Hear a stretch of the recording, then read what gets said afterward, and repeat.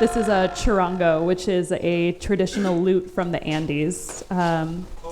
It's the national instrument of Bolivia, and it's used traditionally in a lot of ayahuasca ceremonies. Timo, do you want to tell them a little bit about the song we're going to play to start off? Sure. So before we do our talk, we thought it would be great to open with some traditional medicine songs. And the song that we're going to be sharing tonight is from two tribes, the Huni Kuin tribe, ayahuasca tribe in the Brazilian Amazon, and we're going to mix it in with a Yawanawa song.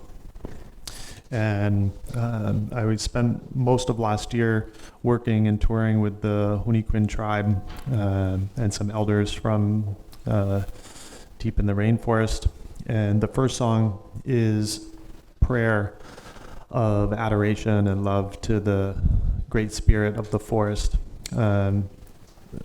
Goes by the name of Yushibu, and Yushibu takes on many forms, but it's the collection of spirits from the forest. And then the second song that we're gonna mix in is about the bird, the medicine bird of the jungle, the Wakomaya.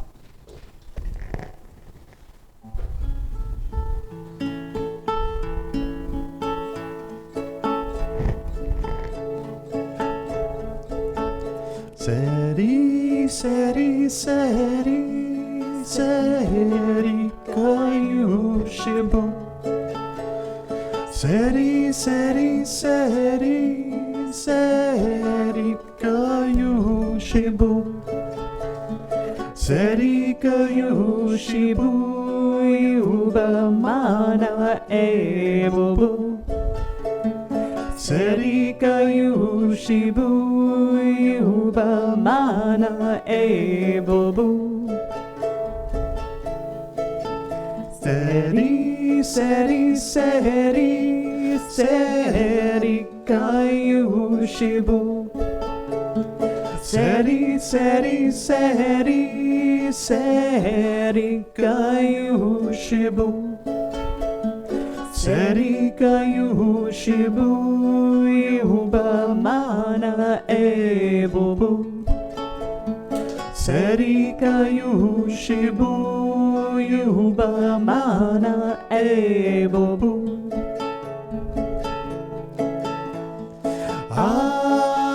Yama, yama, yama, yama, yama, yama, yama, yama, yama, yama.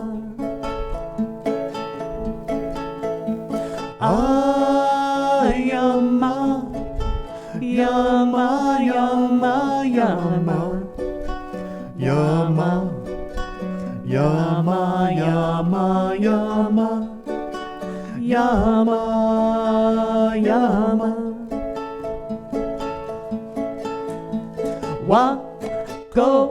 Wakomaya hatone pinake pinna kanaro.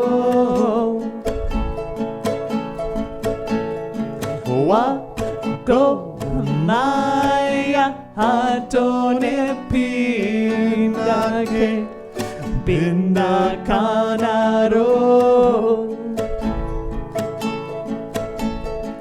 Tozake vo para tone pinake pinna kanaro. Tozake vo para tone pinake pinna kanaro. Ah hey, hey hey, wa hey wa ya wakomaya, wakomaya, wakomaya, wakomaya, wakomaya, hey hey.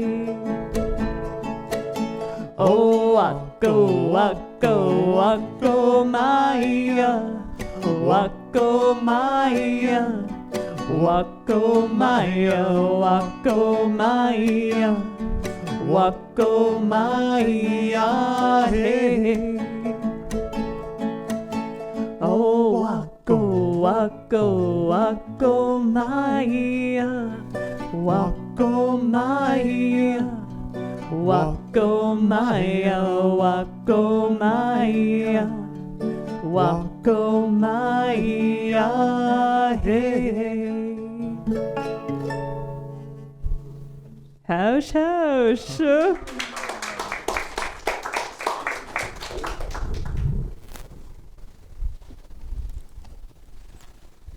Thank you so much for sharing that song with us. Music is a really sacred experience for us in ceremony. We love sharing it with groups, so. Thank you, everybody, for joining us tonight. Thank you for sharing that beautiful song. My name is Hannah. Welcome. I'm seated here with Dr. Samantha Morse and Timo, and I'm really looking forward to dropping into getting to understand you both better and what you offer in the psychedelic coaching space. So if you want to give us a little glimpse into your brand and what you're developing in your coaching practice, just to sort of set us up. Thank you so much for that. So our coaching practice is called Camino Brillante, which means the illuminated path or the brilliant path. And this name originated for us when we were studying in Guatemala with our teachers, the beautiful forest path down there. And we were really inspired by how much light they brought to the group healing experiences. And, you know, doing this kind of work can be difficult and we might face trauma or shadow, but really what we're so inspired by and we want to lead people towards is the light and how to live a joyful, vibrant, really beautiful life. So that was the origin of the name. And Timo, do you want to talk about some of the things we do? Sure. So in general, our passion is in serving our community here. So that has taken on many forms for us, and we really see our work starting here at home in Santa Barbara and helping to support the people that are around us every day, the moms and dads, the folks who are doing the work every day.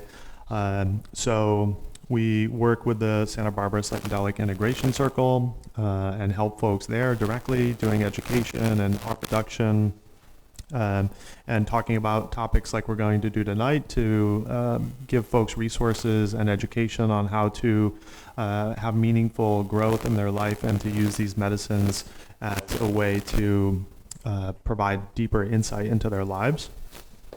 In addition to that, we also do microdose coaching, which we've seen just tremendous results for people with microdosing psilocybin to help with personal growth and to address symptoms of depression and anxiety. And then we also, where the laws permit, do full-on journeys for folks and really find so much meaning out of guiding folks into the deeper levels of the consciousness to provide healing for them as well. And then ultimately our passion on top of all that is group work. So we really love both sitting and studying in group ceremonies down in Central and South America. We'll be taking folks down hopefully in the next year to work with our teachers in Guatemala and their teachers in Peru. So we specifically have been deep diving into ayahuasca and wachuma a bit. So, yeah. Very cool. Thank you for sharing. And it's my sense that there was a time in your life where you were not so oriented around the psychedelic space. And so I know specifically you are a doctor, but not necessarily a doctor in psychedelics. So if you want to share a bit about what I would call your past life versus this current iteration of yourself that we're getting to witness and receive today, if you just want to give us a glimpse into maybe what catalyzed that transition as well. Yeah, thanks for that. Calling myself Dr. Samantha Morse in the psychedelic space does feel a little funny to me. In my previous life, I did my PhD in literature at UCLA. And I specifically studied affect theory, which is understanding how emotions are represented and portrayed in literature, and how an author tries to display emotions in a fictional character without saying, this character is sad. And likewise, how they try to elicit feelings in real readers. So I was always kind of deep in the neuroscience and the study of emotions in the fictional context. And I distinctly remember one of my advisors telling me at one point after reading an article of mine, he said, Samantha, you do know you're writing about fictional characters, right? You know they're not real. And so I think in making the leap to psychedelics, I finally got to study real people's emotions. And for me, kind of what that journey looked like was while I was in graduate school, both of my parents got sick with cancer and both passed away. And kind of in that process, dealing with, the grief and the hardships of that, I went into patterns of disordered eating and had my own struggles, which psychedelics proved extraordinarily helpful for me in overcoming disordered eating and processing the grief of losing my parents. And I had the good fortune of doing that with a wonderful facilitator. And that was very inspiring to me. And I continued to work in academia after that. But it was feeling increasingly out of alignment. It wasn't what I really wanted to be doing. What I really wanted to be doing was supporting other people in transformational journeys. And so ultimately I did third wave psychedelic coaching program, did an apprenticeship as well, and started working in the state of Oregon, where laws are slightly different there, and supporting folks with everything we're doing with Camino Brillante, but specifically supporting ketamine clinics with integration work there and microdosing coaching, and where the laws permit guided journeys as well. So a big jump from teaching at the college level to now helping people with expanded consciousness. But I always like to tell people that I think my PhD in literature really prepared me for doing this kind of work, because studying literature is all about symbolism and imagery, metaphor. It's paying attention to the kinds of words that are used to tell a story. And that's exactly what we're all doing every day. We're using words to construct the story of our lives. So it really was quite a natural transition, it felt like. And I have a personal curiosity about your relationship to music. And I want you to share on this note as well, Timo. But in your process, studying what you were studying in school and then going through the grief of losing your parents, was music present for you in that journey? Love that question. I wish it had been, but I grew up, speaking of stories, I grew up with the story that I wasn't creative, that I was, air quotes, smart and athletic. And so music and art was not a part of my life. And thank you, gracias medicina, for bringing me to music. And it was only through sitting in ceremony and falling in love with ceremonial music that only in February of this year did I pick up my first instrument, the charango, and take a deep dive into it, and have really dedicated our lives to it. Yeah. Wow. You're incredibly talented and you have a beautiful voice. Thank you for sharing it with us tonight. Thank you. Yeah, totally. Tell us more about your past life. Sure. So as I look back and think about how this all wove together for me, there one past life that resonated most was as I was coming into being an adult. I was very focused on the spiritual connection with the divine, and was working at a church, and worked with college-age kids, that was my age at that point. Then started teaching adults, adult teaching, and working with children as well. So have a long background of doing spiritual study, and that's still very present with me now. And so having a foundation in seeking a tangible spiritual experience was fundamental for me. And I found myself in my 20s, like sitting in church and being like, looking around and being like, who here like really wants to connect with the divine, or are we just like coming here? So I was very zealous about that, and still hold that desire now to experience the spirit, great spirit, in very tangible ways. As far as my career goes, I have worked as before getting into medicine work, I was in the corporate world, and I was living in New York City, was working in finance and biotech, and living in the middle of New York City, you kind of get a quick education in where that ends up, getting kind of working up the ladder and acquiring things and status and power. And when I got very close to hitting, where I could see the kind of top of the rung there, I could see really a lack of meaning in that, and I was feeling it myself.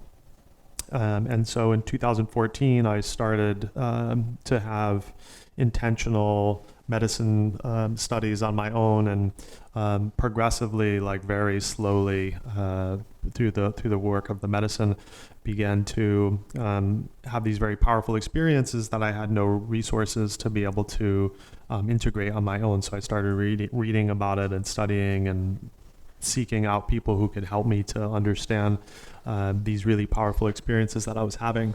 And so the medicine extracted me out of New York City after some time, and brought me here to Santa Barbara.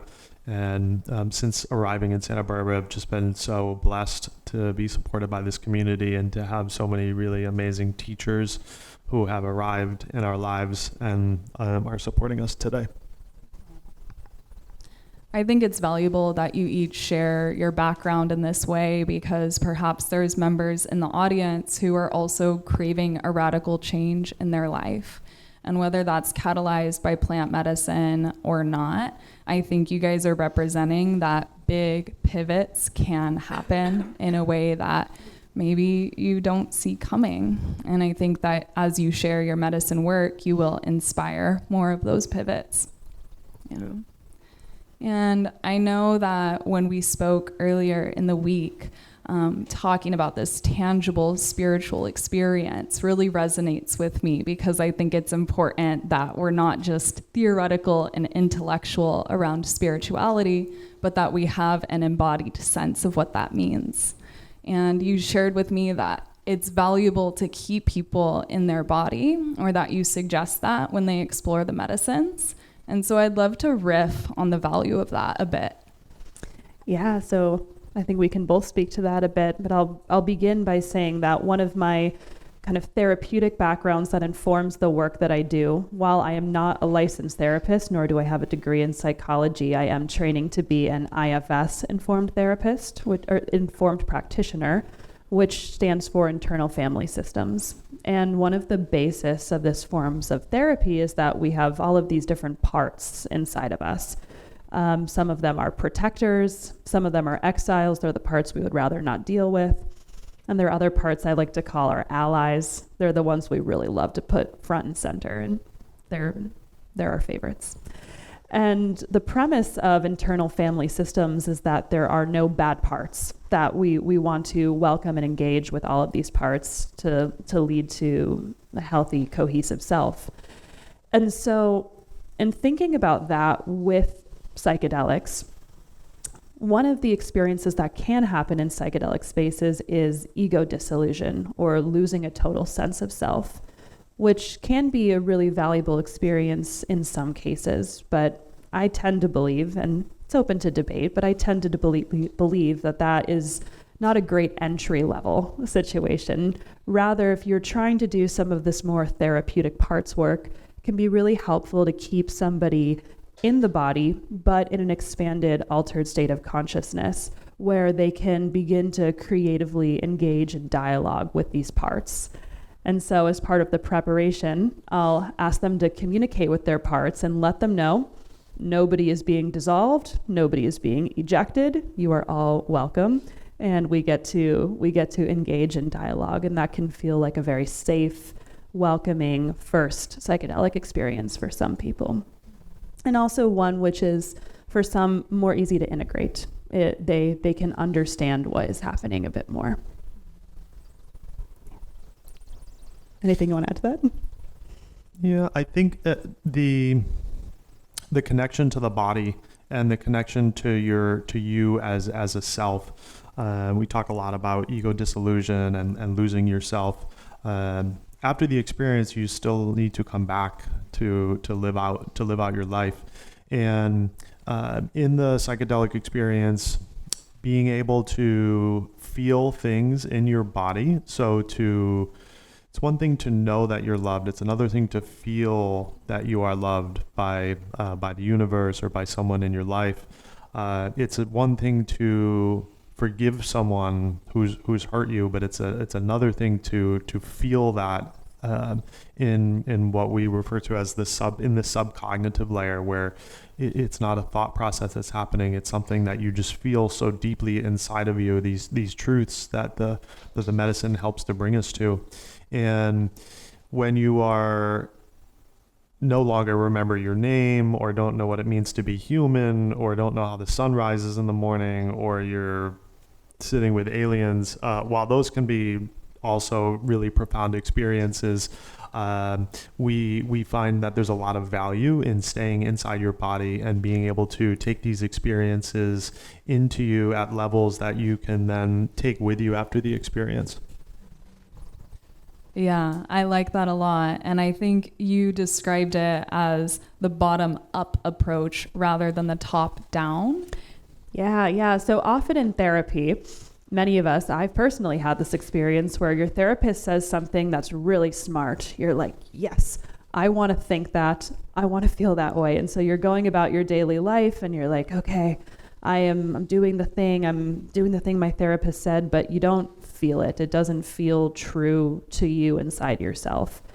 And what can happen in a psychedelic experience is that this wave of insight will just come to you, and it feels like it's yours. It feels natural and organic, and it's mediated by the medicine, but it's yours, and you just know it with every fiber of your being, and you can leave that experience just seeing things differently and knowing something to be true. And it doesn't take any convincing, it doesn't take any work.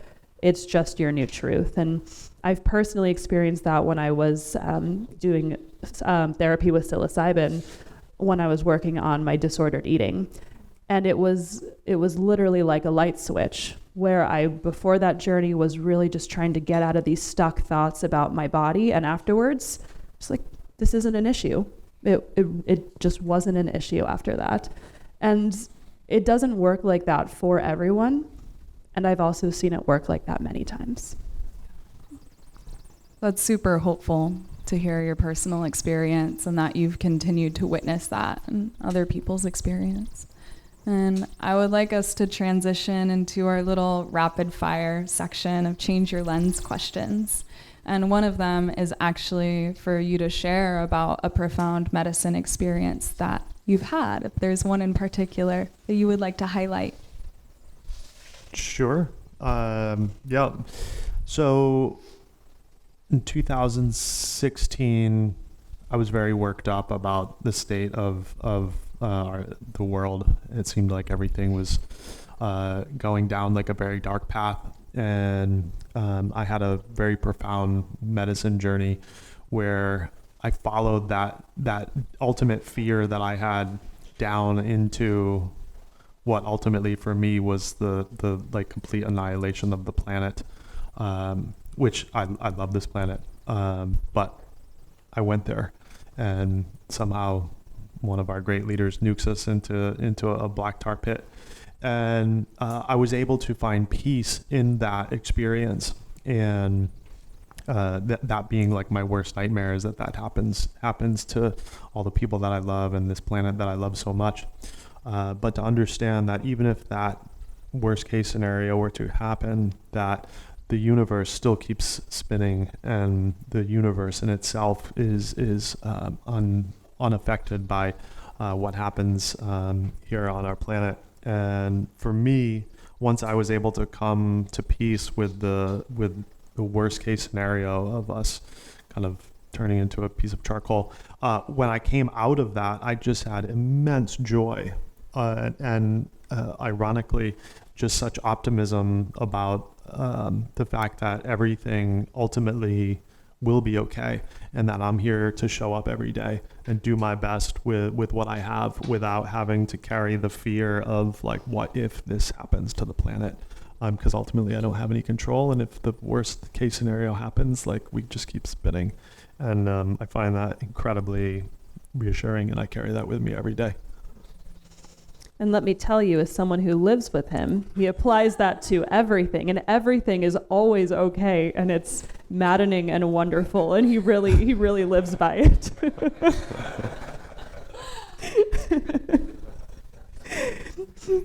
Do you want us both to answer the question, or how rapid fire is it? Yeah.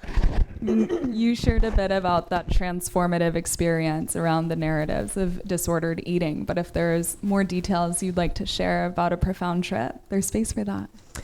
Yeah, so we've both had many very profound journeys. And one that came to mind when you asked that question was I had the beautiful opportunity to sit with ayahuasca for the first time a month before my mother passed. And my mom was my best friend. She meant the world to me, and she passed at 55. It was a really tragic loss. And I went into that ceremony with the intention of just trying to reconcile myself to her death. And I went in just thinking that this ceremony was going to be so hard, that I was going to be puking and crying, and it was just going to be so hard, but I was going to grit my teeth and face the trauma and like make it through. And so I drank the first cup of medicine and feel absolutely nothing for the first hour. And other people are clearly going through their process. And I'm thinking, what's wrong with me? What's wrong with the medicine? They call for the second cup, and I go back for that cup of medicine and I tell them, I'm not feeling anything. Give me a big cup. Yeah, glad you're all laughing. Yeah. Mm-hmm. So of course, as soon as I sit down, I start to feel the first one and have this moment of panic, like, what have I done? And then as quickly realized, well, like, you can't undo it. So like, this is what you signed up for. And it was one of the most profound experiences of my life. I was in my mother's body when she died, and went through that physical experience with her, and it was so beautiful and peaceful, and getting to have an experience of what it was like to pass on and kind of enter divine consciousness. And the only way I can describe it is like it was coming home to a home you never knew you had, but the moment you got there, you were like, oh yes, I did it.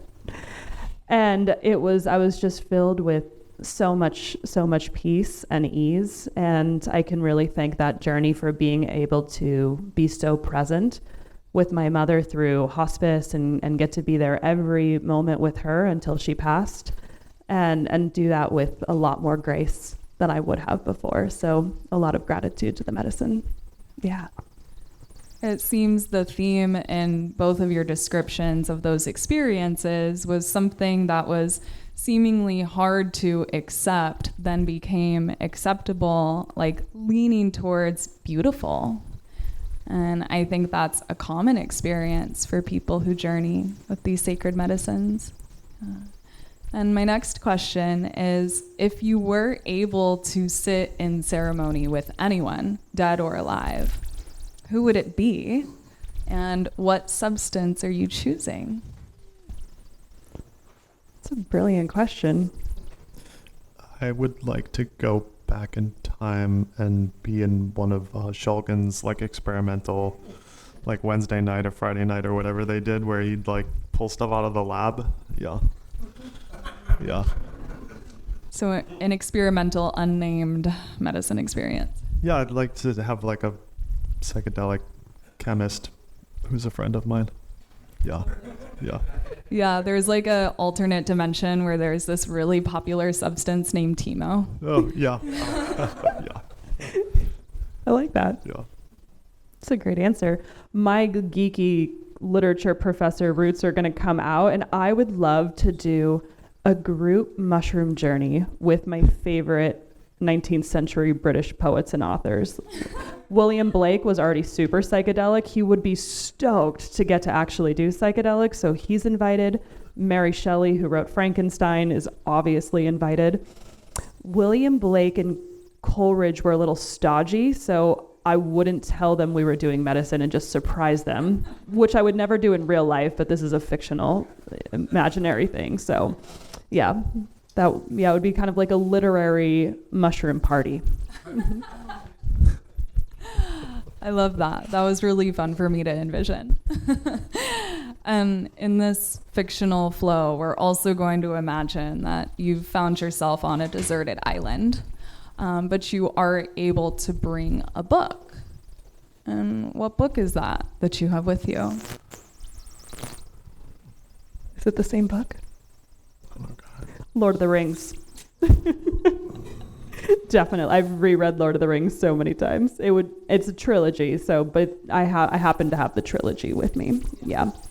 Yeah, it's beautiful, it's imaginative, it's a hero's journey.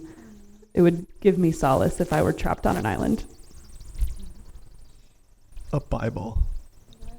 I don't think so. I just had one book. But there's a surprise.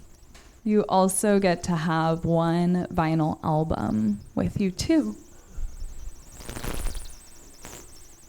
But no record player. There is a record player as well. Yeah.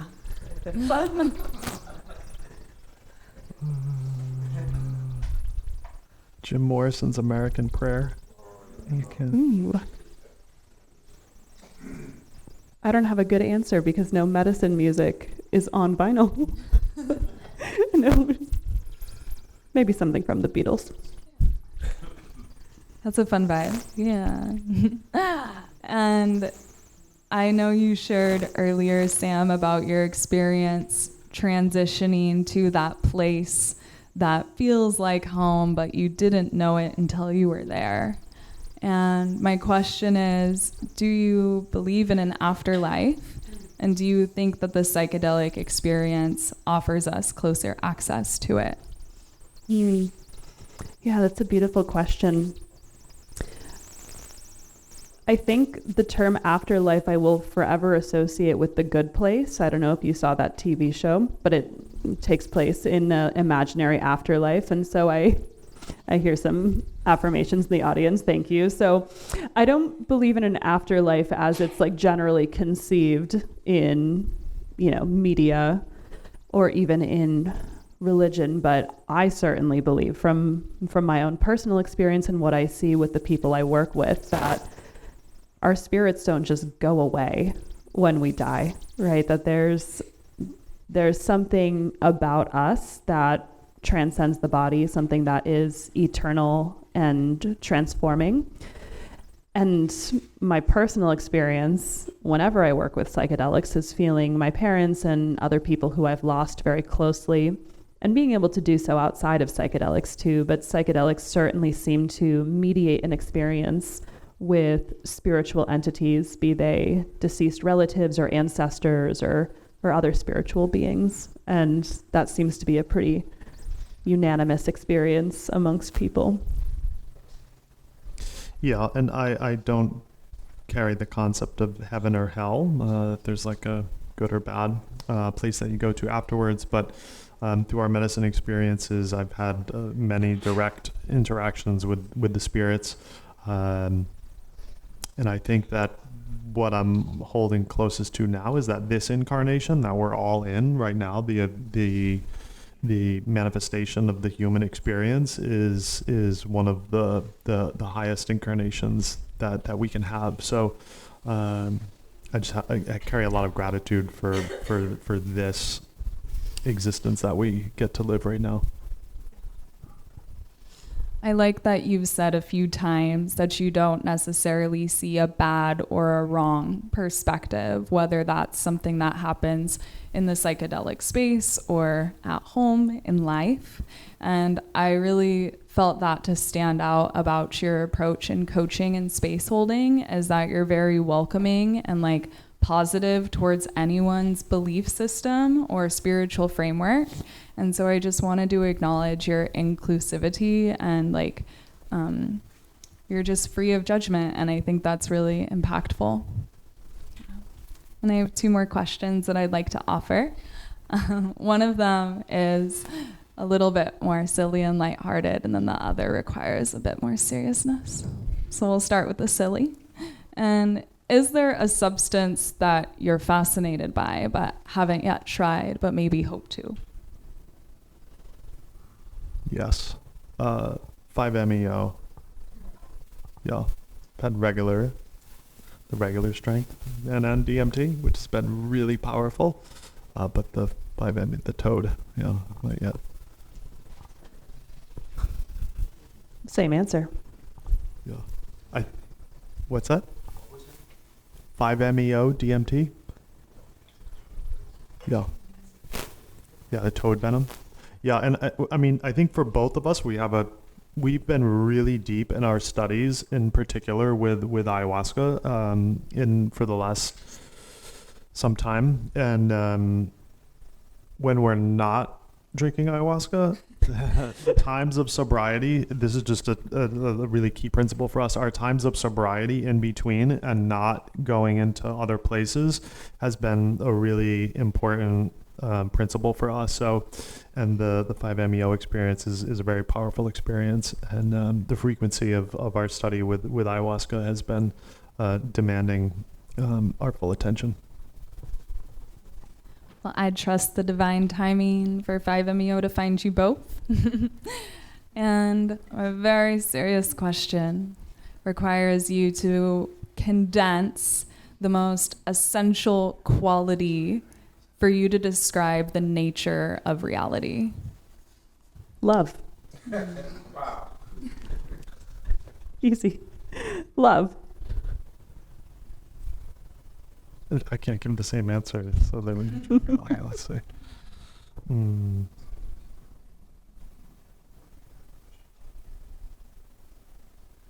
It's a divine spark in everything. Yeah. I thought you were going to say Om. If I that would have been, yeah. Yeah, it is the great Om. Yeah. Well, thank you for sharing the divine spark and the love on this interview with me tonight. And I'm looking forward to hearing more beautiful music from your heart, and also receiving your presentation around holding personal ceremony. So I want to thank you both for bringing your medicine to this space tonight for the District House. Thank you all for your present listening. And we're going to tune into another song from Sam and Timo. So while probably 3/4 of our songs are not in English, we do like songs in English. And this song was written by one of our teachers in Guatemala. His name is Jaya, and he is so wonderful. And this song always makes us smile. And it's about both love and the divine spark.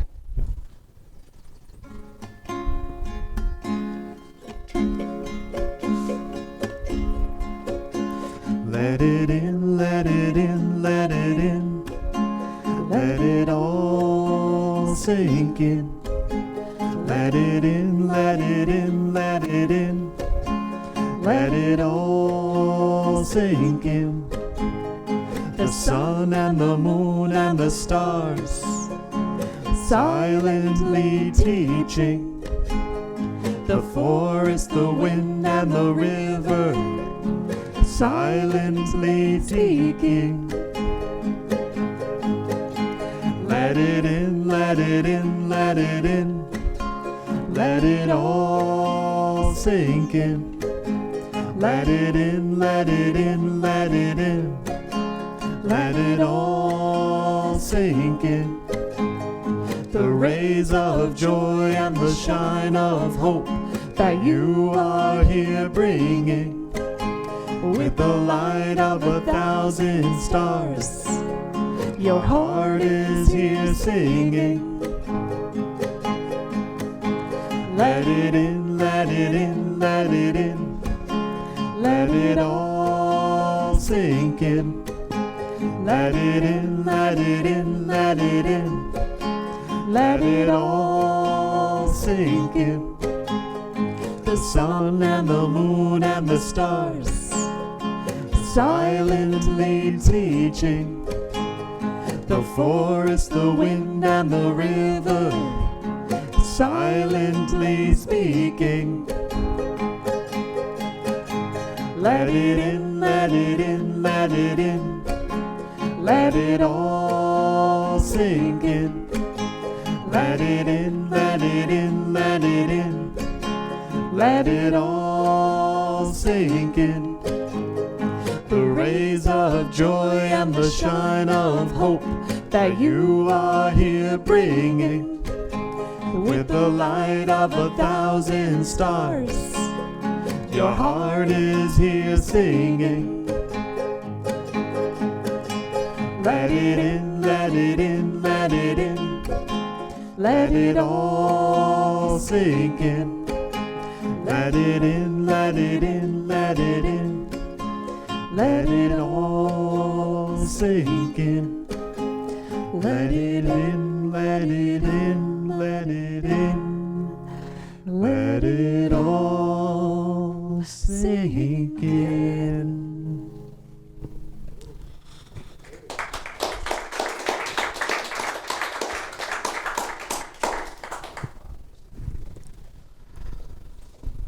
Referring to something Hannah said about kind of our inclusivity and the way we welcome in a lot of different people and experiences into our conception of how to work with medicine. So the topic of our talk tonight is how to hold a meaningful personal ceremony. And in some ways, this might seem like a radical idea or at least a bad business model for us. Because what we really believe is we want people to be empowered to do their own work with medicine in a way that is safe and meaningful and transformative for them. And so in this talk tonight, we're going to cover some of the key ideas, the do's and don'ts, the things we've learned the hard way from our own personal experience and from our work supporting others. Just to kind of give a framework, we're talking about having a medicine ceremony, and we want to be really clear with the language that we're using. We understand medicine and journeys to kind of fall into 3 categories, and one experience may dip into multiple categories, but the first one is a recreational experience. And the intention of a recreational experience is to have fun. To be clear, we actually have nothing against recreational experiences when they are safe. And so a recreational experience might be planned, but it could also be spontaneous. And there may be a very stimulating setting involved, like a concert or a camping trip. And that's the recreational category. Sometimes the medicine has other plans, and you think you were taking the medicine to have fun, and then kind of your unprocessed issues with your mother start coming up in the middle of a concert, and that's a bit less fun. And so then you're dipping into a different waters there. And so another kind of experience people can have with medicine is a therapeutic experience. And an intentional therapeutic experience is for the purpose of healing. So you've planned it out. You are likely working with a guide, a trained facilitator. In the state of Oregon, you can work with a licensed psychedelic therapist, and we're going to be seeing that more and more as the laws change. The purpose of this journey is to have insight to resolve trauma or to move through undesirable patterns into a place of transformation and growth. Another kind of experience is what we refer to as a ceremonial experience. And the intention of this kind of experience is to have a sacred or spiritual experience. This is often facilitated by a shaman, a truly spiritual guide. It could also be done solo. You can have a very spiritual experience just by yourself or with your partner being with the medicine. The purpose of this can be purely spiritual, or it could be some kind of transformational or expansive process that you go through that causes a spiritual awakening in yourself. Oftentimes, therapeutic and ceremonial experiences can blend. So in a ceremonial process, you can also be doing deep therapeutic work. And you can also have fun. It can also be beautiful, and you can be dazzled by the visions that you're having or the sound of the music. And so one thing we're very committed to is seeing these as fluid categories that can inform each other. And so when we talk about why do a personal ceremony rather than just taking a little bit of something before you go to a concert or taking a micro before you go hiking? And we really encourage folks when they are ready and feeling that they're in a place to begin doing their own work on their own for us in the ceremonial context, that there are many benefits that can come from doing this. And one of the first ones is being able to view your world, your inner world, your outer world, the cosmos, through a different lens. And the various medicines that we have available to us really give us the benefit of stepping outside of the regular thought patterns that we have on a daily basis.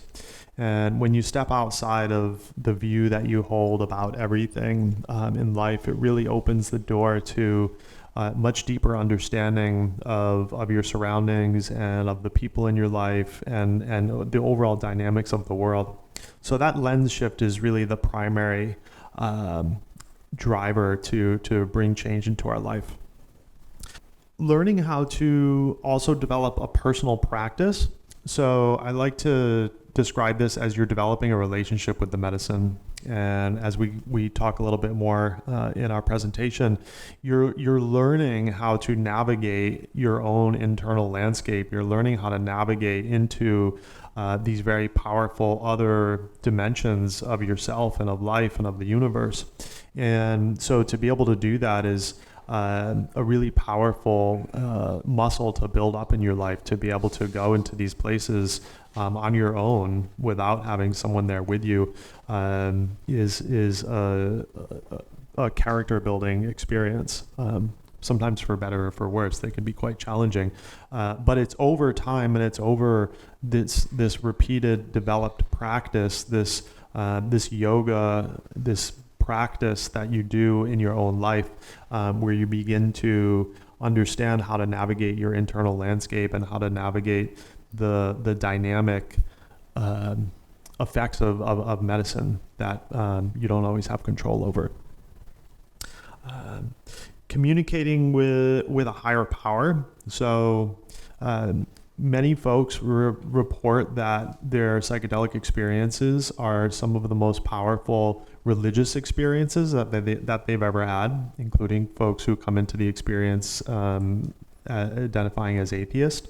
So it can be incredibly moving to be by yourself or be with your partner or with a family member or a friend, and there you are sitting in your living room and you feel the presence of the divine spirit or of a nurturing spirit in your world. And that is truly a profound gift that we have in this incarnation, to be able to explore that and to have that experience on your own. Yeah.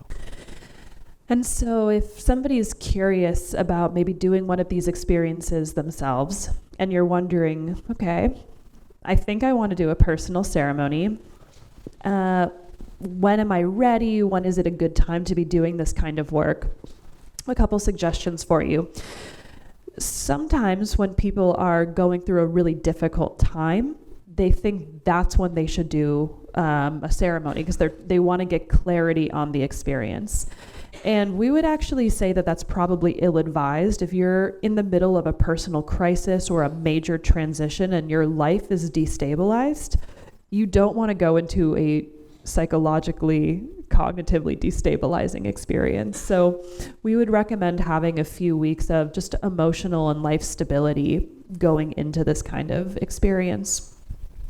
Spaciousness in your schedule is also really important. So, jumping into a ceremony after you've been going through a really busy phase of work and then jumping right back into work after is probably not the best. You might find yourself thinking about work. I have had the great misfortune of having thought about my taxes at one point during a ceremony. And I was like, oh my God, why am I thinking of my taxes right now? So just advice to give a little bit of space in between your work and your medicine experience so that you can really be in that process.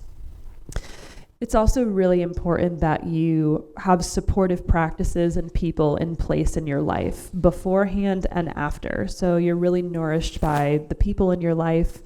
If you are working with a therapist, you've been doing regular sessions, or if you've been working with a coach, doing those regular sessions, and then knowing who you can count on afterwards in order to get that support. And we'll talk more about integration later on in this presentation. And then finally, just as a practical note, make sure that you have a private and safe location. And so don't do this necessarily if you're on vacation and you don't exactly know where you are, or you're house sitting at your friend's house and you think it's pretty cool and maybe you want to do mushrooms there. Have a familiar location that feels safe. And so we also just want to briefly touch on expectations with different medicines before we get into the journey itself. Yeah. And so we just wanted to cover the three most common medicines that folks have access to. So I'll actually start with MDMA. So MDMA, a synthetic, you can expect to have an experience that's about 48 hours. Most MDMA experiences for folks are very pleasant. It's a heart-opening experience for people to have on their own. It's also quite energizing. So if you're home alone or home with someone else doing a small, it's a very expansive experience for folks. One of the things that I do want to mention with MDMA is that it can also, if it's very heart opening, can also open up wounds that are there as well. And in small number of cases, people can have things re-triggered in them, but it's a very activating medicine. And for some people who have a trauma history, the kind of physical sensation of MDMA can feel like a trauma response, like the fight, flight, or freeze, because of that high cortisol feeling. So just something to be aware of. If you're working with that medicine and you do have a trauma history, that might be an invitation for you to work in a therapeutic container with a trained therapeutic guide for that. And I would say actually with all of these medicines, if you're still working with present feelings of trauma and PTSD, to really crawl, walk, run into these experiences and start small and begin to develop a relationship with them in bite-sized pieces, so that you're not like blowing the doors open at your first time when you're home alone and don't have the support there to do that. So LSD, 12-hour experience. LSD is also very, very activating. Can it be quite visual as well? And in the LSD experience, you're often having both insights that are very internally connected, but then I describe it as like an infinite refraction where you're also understanding the universe in ways that you may have never considered before. LSD is a very powerful medicine to be working with. And then finally, mushrooms. So mushrooms are a 6 to 8 hour experience. And the one thing I do like to highlight about mushrooms is that they're very unpredictable. And I value the unpredictable nature of the mushroom. They cannot be boxed in. So when you go in with an intention of, I want to have a great time, and that time when we were laughing like, 6 months ago, I just want to repeat that. And then that same ceremony, you're just like plunging down into some really deep stuff. And then the reverse happens. And that's a blessing too, where you say, I'm going to get in, I'm going to really do that work around this trauma, this thing that's been struggling for me. And then you just laugh for like 6 hours. So the mushrooms are very unpredictable. And have a deep respect for the way that they give you just what you need at that time. For me personally, and a lot of the folks that we've worked with also find the mushrooms to give a lot of personal grounding insight in ceremonies. So a lot of good perspectives on yourself from an alternative view. So you're like seeing yourself mirrored, and oh, that's how I'm doing that. Oh, I see that and I understand. So I personally find the mushrooms to be much more of a personal grounding experience than the LSD and the MDMA. And so after kind of considering your different options for medicine, there are some, best practices for how to personally prepare yourself going into a ceremonial experience. And again, planning is one of the key tenets of a therapeutic and a ceremonial experience. So on the physical plane, eating nourishing foods is really important. Prioritizing sleep, having a healthy movement practice, things that we know we should always be doing, right? But it's important to really give these a lot of weight for the 2 weeks leading up to a personal ceremony. And the same goes with your mental landscape. So meditation, journaling, things we know we should be doing, really do those in the weeks leading up to a personal ceremony. Also, working with a therapist or coach can be really helpful on that front. And one of the most important things that Timo and I recommend that's been an important personal practice for us, and we strongly encourage others to do, is to reduce or eliminate your media consumption and be very mindful of what external things you're bringing into your system leading into a personal ceremony. And this would include the news, social media, television, YouTube, any kind of content or things that you're bringing into your system, even podcasts. We have both had experiences of characters in a book or a character in a TV show, popping up in journeys. Oftentimes people report aspects of the news. We're working with folks right now who are experiencing a lot of connection to what's happening in Israel and Palestine, although they personally haven't been there. And so it's just a good reminder that if you are looking to do a personal ceremony that's about your inner landscape, be mindful of what you're bringing into that landscape in the days leading up to your ceremony. Also, making sure that you have support in place is another key component as well. And we'll talk more about support in the integration section. But it might look like having a coach or a therapist, or just connecting with other psychedelic-informed peers like we have with the Santa Barbara Psychedelic Integration Society, or coming here to District216. And then one key thing that we are adamant about is that do not make other plans on your ceremony day. If you're doing ceremony in the morning and you're like, okay, I'm going to have mushrooms, I'm gonna do my thing, and then I'm gonna meet my parents for dinner. No, don't do it. Even if you're like, it'll be 8 hours, I'm going to be fine. They're only in town for a day, I'm gonna do it. Just don't do it. No plans. Including going out to buy food, an errand, you have to go to the post office. No, nothing, stay home. Strongly encourage it. We've learned the hard way. I'll just go quickly through this one, but know your medicine. So in advance of doing personal ceremony, this is one of the important research homework assignments to do. So know your medicine. So if you are taking MDMA, test it if you have not used it before, or if you are unfamiliar with the source of that. They sell testing kits online. Very important for mushrooms and MDMA. I cannot emphasize this enough. Weigh it out. Make sure you weigh it out. I can't tell you how many times we've had conversations with people. They say, I had a really hard time on mushrooms or MDMA. I'm like, well, how much did you take? They're like, this much? Or the best is, what was in the bag? Yeah, just what was in the bag. So MDMA requires, if you're having it in the powder form, a very precise scale. So it's not a kitchen scale. It's a very precise scale. They're like $12 on Amazon. So make sure you buy a jewelry scale on Amazon. Thanks, jewelry scale on Amazon.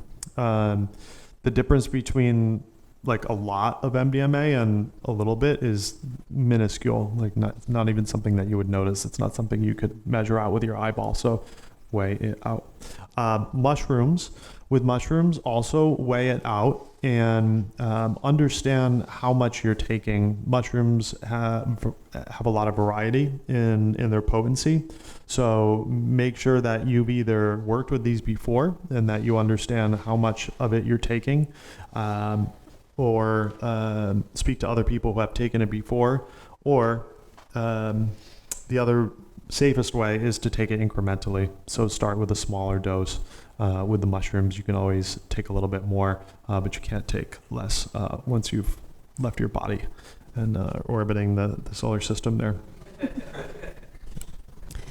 So kind of getting to ceremony day and you're ready to prepare your physical space.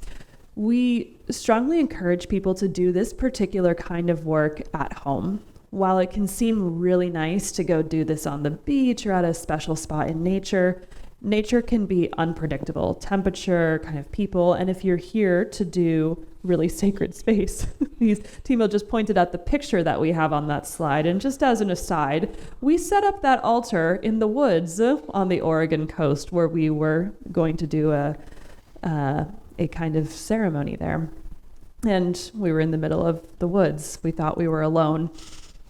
We were not. A truck rolls in like right at a very significant part of the experience for me, and it was horrifying.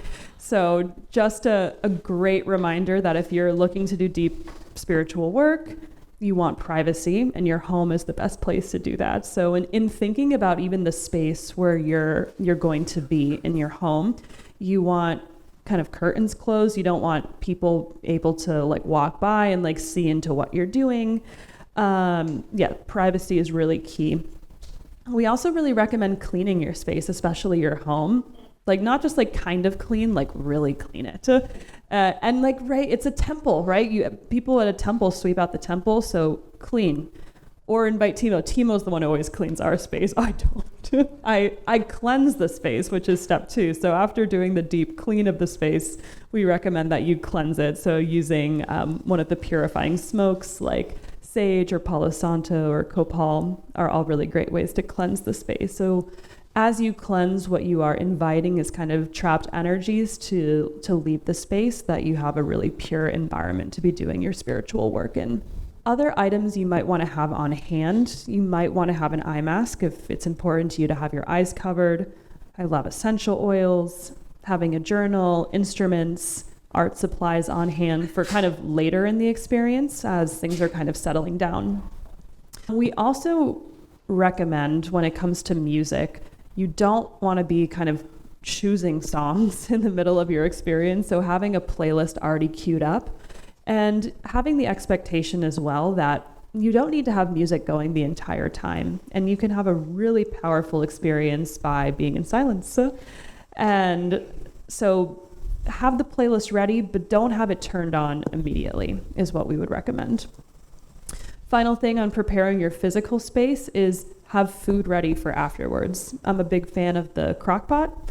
So make something in the morning, have a nice stew going. So when you're ready to eat at the end of the day or the end of the night, it's already there and you don't have to be in a slightly altered state trying to whip together a good meal. Do not go out. Don't go out. I wanted to touch quickly on inviting other people into your space. So if you're working with a partner, someone who you're with, it's really a peer type situation. But wanted to just encourage you, if you're inviting someone else, even if they're your friend, to understand that your invitation to have them come and sit with you also implies, whether you meant it this way or not, some degree of responsibility for that person. And I've learned this the hard way. Hey, why don't we like get together and like have an experience, and we'll take some mushrooms like at my house, and then people start having this was before I was a guide, like really intense experiences from the mushrooms that you then gave them.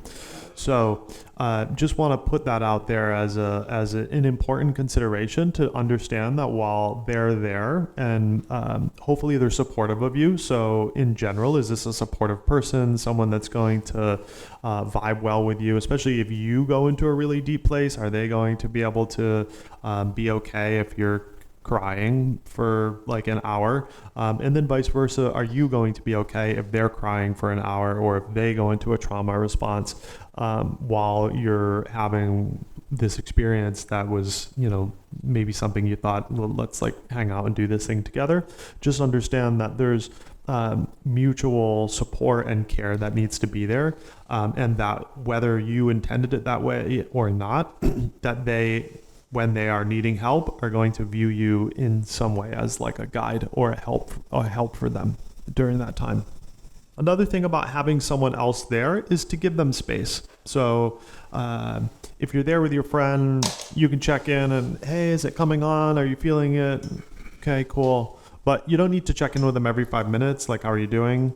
And if someone is crying, especially, that's the most kind of common expression of having a challenging time. While you are there to support, you're not there to get them to stop crying. So really want to encourage giving people space. So when someone's crying, I'm just going to stick with that. Be supportive and don't start freaking out that they're crying, and don't be like, oh my God, they're having a bad trip, because actually they're probably going through something really profound and they're having a healing experience, even though they're crying for like an hour or more, and really like deep crying. And so that can be kind of disturbing if you're not used to holding space for people like that. But encourage you to give people space, and by give people space, it doesn't necessarily even mean like leave or like leave. Definitely don't leave the house. But you're there and you're calm and you're being supportive for them. So in terms of some kind of basic recommendations for the ceremony, one thing we would recommend is clothing. Layered clothes are great. Often with the onset of medicine, people can experience temperature fluctuations, so dress appropriately for that. Another thing we recommend, especially when you're home, is to disconnect your technology. So even consider turning off the Wi-Fi at your house, putting your phone in airplane mode. If you want to use a playlist, having that pre-downloaded, having the speaker set up so that you're not kind of messing around with technology. Medicine and technology just don't go well together. Like, looking at a screen is almost unendurable, so you don't want to be messing with that. We also recommend having fluids on hand. So we really love to drink tea, with honey in it can be really nice. Having water, perhaps some electrolytes, really important, and just having those on hand. Because this is a ceremonial experience, and really even if it were a recreational experience, we strongly urge you not to have alcohol, not to mix your medicines, and no spontaneous additions. So maybe if let's say you've taken mushrooms and you're like, I'm going to start at this dose and I'll maybe do an up dose later, and you have a sense of what that is, great, but don't just become a mad chemist under the influence of medicine. That's probably not going to work out well. And finally, we just strongly urge people not to communicate with people outside of the ceremony space while they're in a ceremonial setting. So even if your heart is bursting with love for your sister during your ceremony, do not call her in that moment. High level perspective on the ceremonial flow. So you've cleaned the house, you've done your homework, you're there, you're clean, you're feeling ready to get started. We always like to start with an opening prayer, and whether you consider yourself to be religious or not, just a setting of gratitude. And so always like to give thanks for the location where I am, for the land, for the people who have been caring for the land, for the Chumash who were here before us, having gratitude for the space where you are, the house, for your health, for the medicine, however it got to you. So really starting off with just taking time to be grateful for the moment that you're in. Next piece is having a personal check-in. So even if you are by yourself, stop everything you've been doing, all this prep work, just taking a moment to check in with yourself and not rushing into your medicine experience, but taking a moment to listen to what's going on inside of you. How are you feeling? What's going on? I'm a little bit nervous, or I'm worried, or I'm feeling great. So have that check in. Then having your intention. So before consuming the medicine, like, why am I doing this? Even if it's for fun, like I want to feel joy and celebrate my life. Having that intention, acknowledging that to yourself. If there are other people that you're working with, acknowledging that to the other people. Say, this is why I'm doing this. And then, hey, remember when you said you wanted to have fun and you're crying for an hour? You remember that, they remember that, and you can hold on to that. I will say on intentions, there have been times where I'm so deep in my experience and the intention is like out there, and I'm like, oh, that's why I did ask for this. And, this is like the work that I'm doing, and the intention can be that tether that brings you back for your experience. Consuming the medicine. So all the ones that we've listed here are taken orally. So again, just taking a moment to have gratitude and be thankful as you're consuming the medicine. And as it's coming on, so most of these mushrooms can come on as quick as 15 minutes. NBMA is like 30 minutes to 60 minutes, and LSD is about 45 to 60 minutes. So you have some time. This is not the time to be like finish cleaning the house. It's a good time to do nothing. Walk around your house, meditate, maybe water some plants, appreciate what's happening in your yard. But some kind of meditative experience while you're doing this. It's not a time to do your taxes or call your sister or do anything else. It's just a space for you to give to the medicine and wait to feel what I like to call, my friend calls a knock at the door. There's a knock at the door. I think I hear someone coming in. And so as you're coming up, as you're coming into the arc, you've had the knock at the door. This is when things are the most intense. As you're on your way up, it's a little bit more intense than when you're on your way down. So this is when you're starting to feel expansive. If you're having visions, the visions are starting to come on. This can sometimes be the most challenging part of the journey. And these are the times where that sense of gratitude that you started with, the intentions that you have really come in, and you're connecting with those. If the come up is challenging, your breath is your friend. So always encourage breathing, breath work. It doesn't even need to be anything fancy. It's just I'm breathing in, I'm breathing out, I'm breathing in, I'm breathing out. My breath is here. Okay, my body works all on its own. I'm doing good. Connecting to the breath.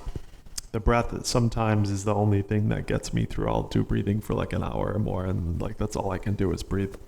I'll add one to that too. For me, it's the body. So the breath and the body, I'll notice like where I'm clenching, like where I'm getting stressed out, and sometimes I'll clench my fists or clench my jaw, or feel it in my chest. And so just doing that body scan and being like, okay, just can you? And my mantra to myself is, can you soften? Can you soften just a little bit more? Just a little bit more, and I play that game for an hour or two. So like coming back to these really somatic practices, if things are intense, are just a great way to guide yourself. And we really want to emphasize that people can guide themselves through this if they're in a good place, and you have these practices established through preparation. On the way up, as you're coming towards the peak of your experience, would also encourage, whether you're by yourself or especially with other people, to limit the talking. So don't do a lot of verbal processing when you're on your way up. Whoa, a lot of things are happening. Oh my God, this is, wow, it's, oh man, I'm really going through, like, just be with it on your own, and experience what's happening. Because as you're verbally processing it, you're tapping into the cognitive layer, and you want to not slow down the medicine by talking and narrating the process. So really encourage you from start to peak to really talk minimally. And then as you're starting to feel at ease, the other piece just around talking would be to encourage you not to, as you feel it easing out, either telling yourself or telling the person that you're with, well, that just happened and I just dealt with the thing, you know, and boxing up your experience like 15 minutes after you just had a profound thing and you're kind of like, well, this like just happened. Leave things open until, you know, you're like 6 hours in or you've like really landed, and then start that integration process of talking to yourself, talking to the person that you're with. There's been many times where I'm in the process of boxing it up and then like a little while later I'm going into like a whole other process and the medicine's like clearly not done with me. So avoid boxing it up. Yeah, and I think just ending with, at the end of the day, again, never, ever, ever, ever have plans, dinner plans, going to work, anything that you have to do later on in the day. You're going to have this time for really self-care. So have some food in the house. Fruit is a really excellent way to break your fast. You haven't eaten on any of these medicines. So as you're coming out, just having some fruit, treating yourself, have a nice drink. You've been drinking water probably the whole time. Maybe have some nice tea or you've got a kombucha or something else non-alcoholic that you're enjoying. And really just using the rest of your evening there. Listen to some music that's soothing, caring for yourself. We love going for a walk in nature afterwards or stretching, just getting some gentle movement in. Taking a bath is amazing. Yeah. Treat yourself at the end. So. I think we're going to wrap it up with that. Yeah, and leave it open for questions. Yes. Sure. So the definition of the peak experience, and then I'll describe just a couple of things that people are feeling during the peak. So the medicine is beginning to build and you're feeling the full effects of it at that time. And so especially on mushrooms and LSD, the visuals may be very intense, open eye or closed eye visuals. The cognitive processes, what's going on in your head, can get very intense at that point. And depending on the medicine, the peak experience can last for, you know, sometimes an hour or two. And when you're in that, time stops. So you're 15 minutes seems like hours. What's that? Scary. Sometimes. Or delightful. Yeah, sometimes it's scary, but most of the times it's enjoyable. And so during that peak experience, that's where a lot of the really profound learning is happening. With LSD, for me, I start to cross through the threshold of life and death and of time and going into deep places in the universe, and you're in that experience for a while.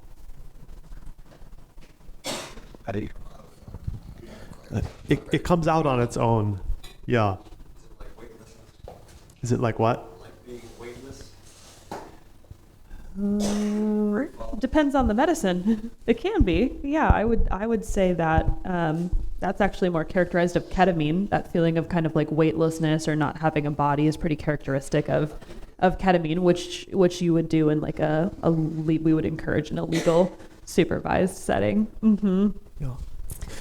Yeah, and the biggest thing with the psychedelic experience is getting out of your default way of being. So the way that Timo experiences the world and how I do coffee and walk to the bathroom and everything, you just get further away from that. And in the peak experience, at some points, you disconnect from it entirely. And I don't remember how I do kind of anything in really intense experiences with ketamine. Have completely forgot what it means to be like a human being, and then it slowly gets pieced back together. And for some time period, there's no even universe. It's just you're just in something else, and then it gets like pieced back together. I have a question. I guess this works. Anyway, to the extent you started out early on in your talk, you mentioned the idea of the ego and letting, and that to perhaps for a more beneficial experience, for a learning experience or just self-discovery, whatever you want to call it, you want to keep a little bit of a sense of that, maintain a sense of that, and you're reaching out to these different friends and what you thought were enemies or whatever of your life. And now we're going to be peaking where he's talking about letting go. So is this a matter of dose? Yes. Yeah, it's all about dose. And so, because if I want to go over that peak, I mean, I got to let go. I can't. I'm not. I don't want to turn that into a big struggle, to try to hang on to this stuff. So just how active am I engaging my ego and trying to, okay, I'm here to accomplish this, and I tend to want to just let go. Yeah, that's such a beautiful question, and absolutely, dose would be the differentiator between an experience where you lose sense of self versus having self. You're going to have a peak experience no matter what when you take medicine, but there's a version of a peak experience where I'm in it and maybe there are really strong visual hallucinations. I'm experiencing strong sensations in my body, or maybe I'm overcome with very strong emotions. And as I'm going through this, I still know my name is Samantha Morse. So, yep, I know I'm Samantha Morse. I'm in a human body, and I am in the jungle in Guatemala. I thought about these issues before we did this, and this is why I'm here. Maybe not those. That's a little more logical. Like that's a little too logical. I'm like, my name is Samantha and I'm in Guatemala and this is really intense, Most of your patients or most of your clients or whatever, they're people who want to work on something and therefore their dosage levels to them, you're going to probably begin with a lower dose because you want them to remember who they are as they go through that peak. Yeah, well, and it can depend too on their experience level. For somebody who's new to psychedelics and maybe they're nervous or they want to practice that experience of letting go, we would give them still a journey dose to be sure, but not something that would blast them off to the furthest reaches of the cosmos unless they had previous experience and they had a really solid intention for wanting that experience. And we both have had that experience and have chosen that experience and have found it to be very powerful and meaningful for us. When you do multiple ayahuasca ceremonies, are you going to the complete letting go, or do you still they try to maintain a sense of self? It depends on the ceremony. Yeah. But if you're doing it every 4 days? Even if we do it back-to-back ones, it's still a matter of dose, and you can ask the shaman to pour you a certain size cup. And sometimes the shaman might push back and want to give you a bigger cup, or sometimes they push back and give you a smaller cup. So it's definitely a discussion, but having it back-to-back days doesn't necessarily push you there, and it's again about the dose. Yeah. Do you have for that type of client, do you have a preferred chemical? Or chemical, whatever you want to call it? Yeah, that's a good question. Given the limited menu available in all jurisdictions. Right. It would be where this is legally accessible. So if we were in Peru, you'd probably be doing ayahuasca and Pucallpa, I would say. What would you say to that? Here, Well, if we're doing a guided experience for a one-on-one, it would primarily be psilocybin for a guided experience for one-on-one. If it's in a group, ayahuasca or psilocybin. Psilocybin, from my perspective, is pretty limitless, so you can go as far as you want to in that. And as a guide, someone who's sitting, it's not like a 12 to 14 hour experience like you have with LSD. You're guided to one-on-one. So I'm here coming on, and it's just you, it's one-on-one for the whole trip. Okay. Is that what you're doing? Yeah. Wow. Yeah, and Are you taking it too? On this trip, did I go on as your client, or are you going to be coming on too? We would call it a working dose. And so that's a technical term from one of our teachers. So it is in traditional practices, the facilitator, yes, and we don't, to be clear, we don't call ourselves shamans. We do study with shamans and really appreciate that work. But the facilitator always takes medicine as well to be in the frequency of the experience. However, with a working dose, you are fully capacitated, right? You could do anything that needs to be done. You are not altered and you're not in your experience. Yeah, correct. Yes. Yeah. Hi. One of the things that I've noticed is that the integration part is really important for people, no matter if they're experienced or not. And you mentioned that you were going to mention it, but I was wondering if you could actually mention it. Yes. We were noticing the time and seeing that we were running out. So thanks for extending our time limit a bit. We appreciate that. Yeah, so just a couple of pointers on integration. So if we've worked with a client in a one-on-one setting, we recommend them scheduling their integration session for anywhere from 2 to 7 days after their journey. And we've experimented with doing it earlier, like the day after, and usually giving a little bit of a break afterwards just lets the dust settle a bit in a way that can be really helpful. Of course, with the understanding if somebody is feeling really destabilized and having a hard time the day after their experience and we would check in on them, we can absolutely jump in for some integration and support then. But oftentimes it's good to just kind of like let the dust settle a bit, but still be close enough to the experience where you can really talk through what happened. And the way I see it, there are two important components to an integration session. The first is that it can be helpful for, and whether you're doing this with an integration coach or if you're doing this with your partner and you two want to integrate together, kind of step one would just be to talk through like what happened and treat it like a reporter. Don't try to overlay meaning or kind of force an analysis of it. Just report like what happened. It can be really great to write this down in your journal. And if there's something, if a meaning arises that in the moment you felt like, oh yeah, like this is what that symbolized, or like I really got this message, wonderful, throw that in there. But you don't need to try to analyze every little detail just in that initial reporting. The second part, which is what I think is the most important part of integration, is the so what question. It's, okay, I know what happened to me. I have a sense of why this is significant, but how can my life actually look different afterwards? How can I weave these insights and teachings and the expansive, indescribable, elusive quality of a psychedelic experience into my everyday life in a meaningful way?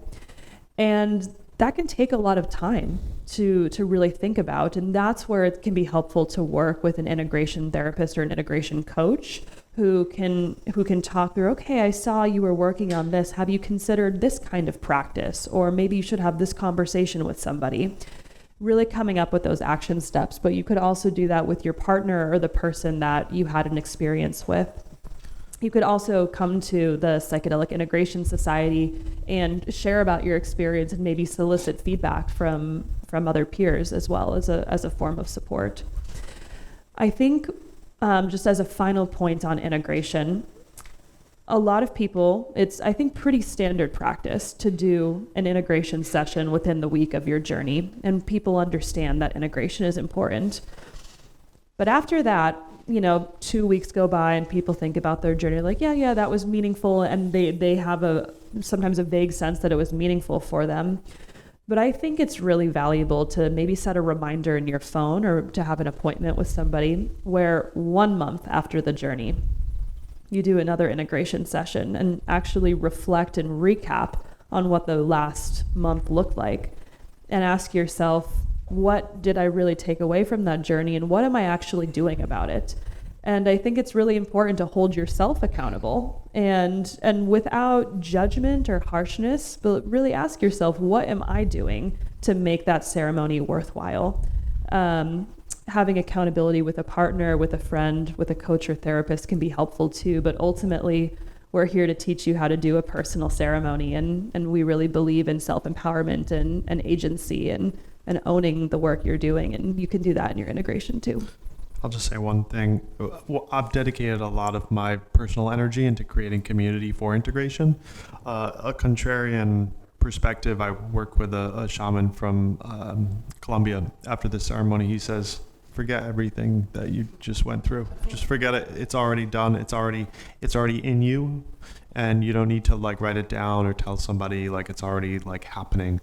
So I also really trust in the medicine. I endorse everything that Samantha said about like journaling and meeting with people, but the medicine is the ultimate faith that I have in the divine and how it works through the medicine. So it's like already happening, whether you like remember to write it down.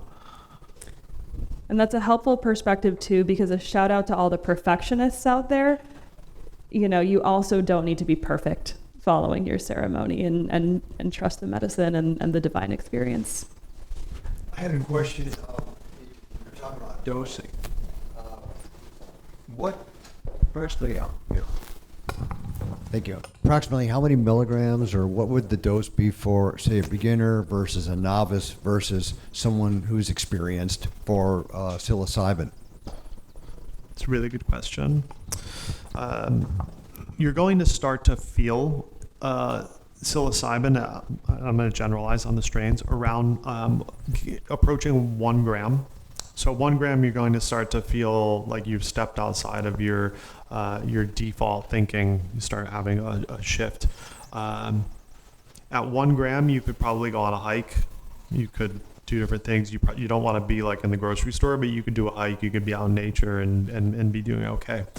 As you start getting into the 2 gram level with psilocybin, that's when you want to be indoors. You don't want to be out anywhere social or hiking or anywhere else.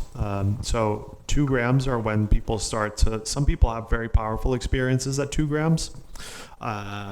Experienced people are probably going to want to start more around 3 grams. So, and I mean experience like you've done 2 or 3 mushroom experiences either with a guide or on your own. Probably want to start around 3 grams, and then for really experienced people, we're usually like starting at 5 grams.